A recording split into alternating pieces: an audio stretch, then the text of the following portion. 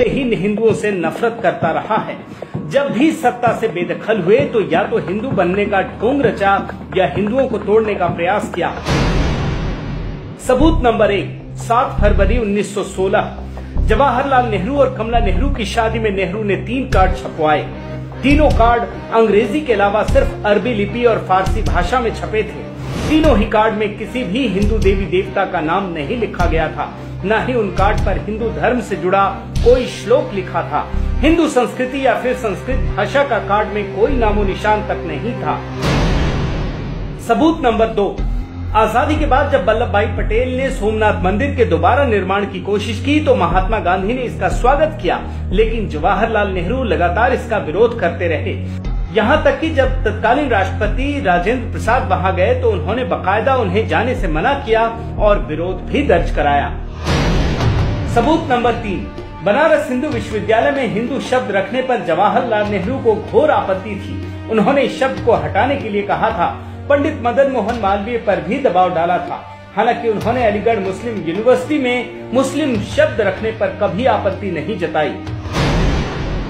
सबूत नंबर 4, वंदे मातरम को राष्ट्रगीत बनाने पर जवाहरलाल नेहरू ने आपत्ति जताई थी। उन्हीं की आपत्ति के बाद मुस्लिमों का मनोबल बढ़ा, जिससे आज तक मुस्लिम वंदे मातरम गाने का विरोध करते हैं। सबूत नंबर 5, 7 नवंबर 1966 दिल्ली में हजारों नागा साधु इकट्ठा होकर ये मांग कर रहे थे कि गाय की हत्या बंद होनी चाहिए। इंदिरा गांधी किसी भी कीमत पर गौ हत्या बंद करने के मूड में नहीं थी। फिर क्या था, दिल्ली में ही इंदिरा गांधी ने जालियांवाला कांड दोहराया और जनरल डायर की तरह हजारों नागा साधुओं के ऊपर गोलियां चलवा दी। इस गोलीबारी में 6 साधु की मौत हो गई थी। यही नहीं, उस समय गौ भक्त माने जाने वाले गुलजारी लाल नंदा को इंदिरा ने गृह मंत्री पद से हटा दिया।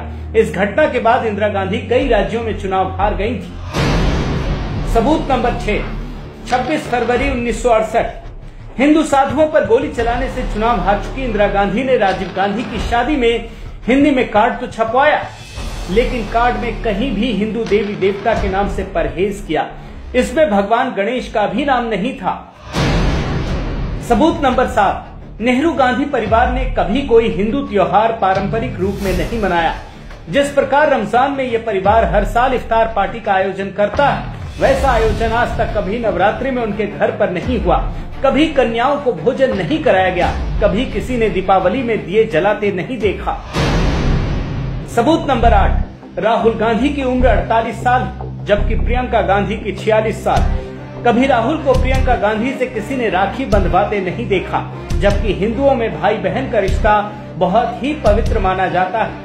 कोई भी हिंदू परिवार रक्षाबंधन से परहेज नहीं करता। सबूत नंबर 9, राहुल गांधी सिर्फ मोदी को हराने के लिए हिंदू बने हैं, वरना पूरे नेहरू परिवार का कभी भी हिंदू धर्म से नाता नहीं रहा है।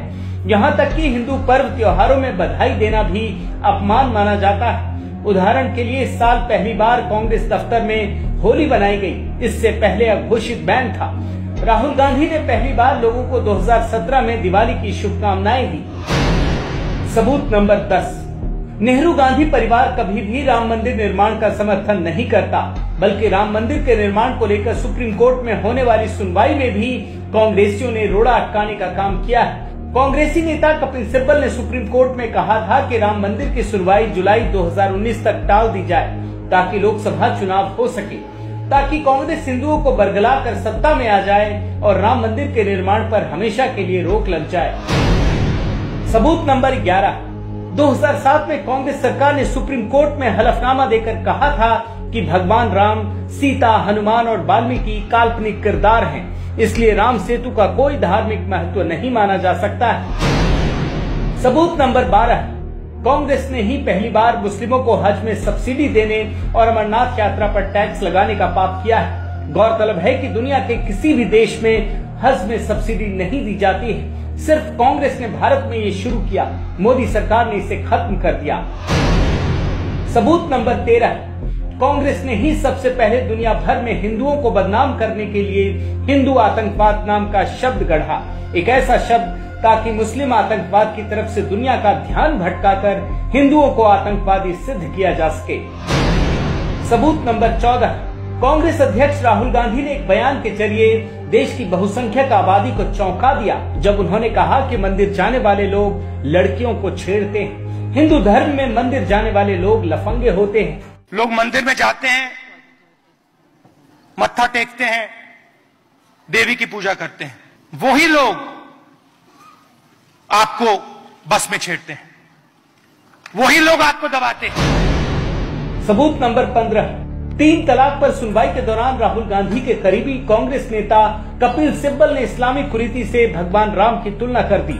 उन्होंने ये तुलना जानबूझकर की थी। सबूत नंबर 16, राहुल गांधी ने विदेश जाकर ये फैलाने की कोशिश की कि लश्कर से भी ज्यादा कट्टर आतंकी हिंदू होते हैं, जबकि आज तक कभी ये सामने नहीं आया कि कोई हिंदू आतंकी बना हो। सबूत नंबर 17, राहुल गांधी ने जर्मनी जाकर फिर से हिंदू धर्म को बदनाम करने का प्रयास किया। राहुल ने कहा कि भारत में महिलाओं के खिलाफ जो अत्याचार होते हैं उसकी वजह भारतीय संस्कृति है।